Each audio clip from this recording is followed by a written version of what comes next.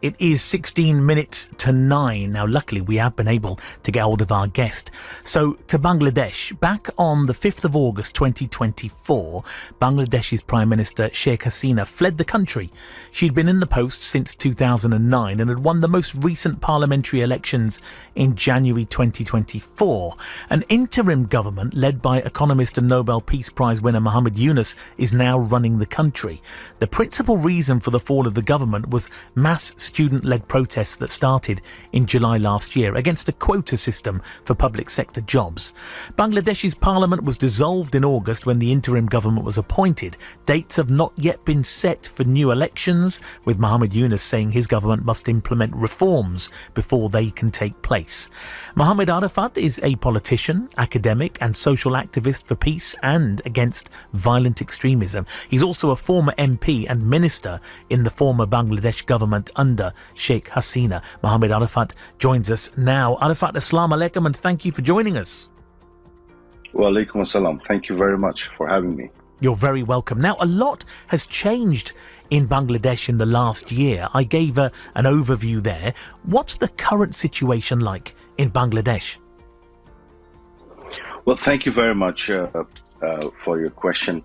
The current situation is really, really bad, really bad.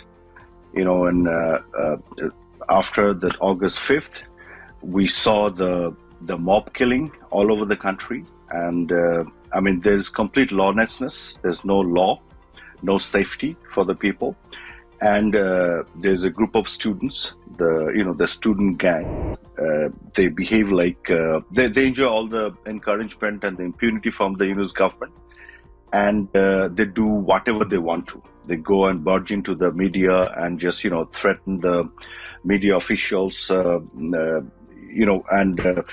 dictate them to behave the way how they have to actually behave. And everywhere they want, they go and they destroy the house. That couple of days back, they demolished the Dhanmondi 32 residence of the founding father of the country. Yes. And not only that, they unleashed a reign of terror all over the country. They demolished many houses of the former MPs and the ministers and the politicians. And this is what's happening now. And if I can give you some statistics, because we're talking in the media, so that will help you understand. In the last 6 months, like 296 journalists, they were charged, of murder cases. Can you imagine the murder cases? And 600 cases were filed against them. 18 of them are arrested and in the jail right now. And more than 1,000 journalists, they were fired or forced to resign because of the mob of the student gangs. 168 press accreditations got cancelled. 83 press club membership cancelled. 50 plus media and press office attacked. Okay, Arafat, sorry to interrupt, but I mean, those statistics are alarming. But what is the current interim government under Muhammad Yunus? What are they doing? They're basically encouraging to do all of this, everything that I said. We saw the rise of, the Islamic extremism also. And even today in the book fair, something that it's something which is very dear to us, because in the month of February, back in 1952, there was a language movement. And to celebrate this movement, to celebrate the diversity of the language, we hold this book fair, And so the extremists, they went in and demolished some of the stalls because some of the books, they don't like it. Arafat, so this is the kind of thing happening. I'm so sorry to interrupt you, but the line that has just gone particularly bad. There's a lot of crackling on the line. We are really struggling to hear what you're saying right now. It was great, and now it's just gone. Yeah, it's a shame. I'm afraid we'll see if we can continue. It seems to have gone. Can you hear me? Yeah, it's better now. It's better now. We did hear the bulk of what you said, but let's just move on a little bit in the interests of time. You're saying that the current government is doing nothing. In fact, they are the culprits of a lot of what is going on. What do you hope for the country now? What needs to change? What needs to happen for the country to get back on its feet? Okay, thank you. That's a great question. What we want is to have an election. We want an election. We want the people to vote. And we want a new government with the mandate of the people. And we want an election absolutely inclusive of every single party to participate in the election. And every single party should have their rights and have an equal footing and a level playing ground, so that they can have this, their space for campaign and everything. And this is exactly what we want. We want the democracy to come back in the country. We want a government of the people to start running the country. That's realistically, do you think this can happen? This is the thing, yeah. This is something that we're going to have to actually achieve. This is going to be our political goal. This is going to be our fight to achieve. It is probably not going to happen very easily, because the way they're running, like all the promises that Professor Yunus and his people they made, they're performing exactly opposite. They're trying to silence our voice. Now I'm giving you the interview. The next day they will send some police officer to my house and try to find out some of my relatives.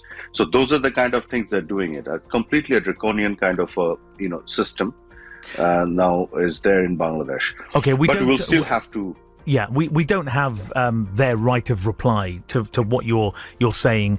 In an ideal world, we'd have them on the line as well, but unfortunately, that's not going to be the case today. So we have to just be careful about some of the language we use there. But just a final question for you. I'm sorry we have to cut the interview short just because the line is not great. Do you have any hope for Bangladesh in the near future, or is this going to be an uphill battle to get the country back to some form of normality? Well, it's going to be a uphill battle. There's no doubt about that, because the way all the jihadists and the terrorists and the extremists were released from the jail, and the way they have captured the administration, and the way they have captured everything, media and everything. So it's not going to be easy, that's for sure. But that is going to be our politics, our future politics, to get the democracy back in the country. And just to answer your question, like as you mentioned, that the other side is not here to answer or reply what I'm saying. So I would like to ask you to just see what happened a couple of days back. I mean, it is all there in the media everywhere that they attacked the house, the residence of the father of the former prime minister and the founding father. Not only that, they attacked the Awami League people all over the country, and then when they were resisted in some of the places, now they have deployed the law enforcement agencies, and it is on the public. It's not like that you have to listen to me. Just look into the newspaper, and they're saying there's a devil hunt. They're saying, there's a devil hunt kind of approach they're taking, and they're calling all the opposition activists devil. So those who were attacked, those were the victim. When they resisted, now they are being called devil. So this is you can interpret from there what is happening in Bangladesh. You don't even have to listen from me. I understand, Arafat, and I have seen the reports in the media about what's happened a couple of days ago. Just a point I'd like to make. Obviously, you were a member of the former government. You were a minister in that former government. What is the feeling from the public towards Sheikh Hasina and the former government and the Awami League party? What is the current feeling? Okay, so of course there was a bit of a confusion. I have to be very honest about it. Like, in July 15, 2024, when the first 6 death took place, and then we also got shocked how it happened, why it happened. We wanted to investigate this and everything. In the meantime, we saw more people are getting killed and all this. And there was a bit of a confusion. I mean, in our side also, we were very shocked why it was happening. We didn't get it. So there was a bit of a, anger among the people against us and our government. And I'm being very honest about it. Yeah. But we try to tell people that it is not us who's doing it, because we are the one being victim of these killings. We don't want to kill our people.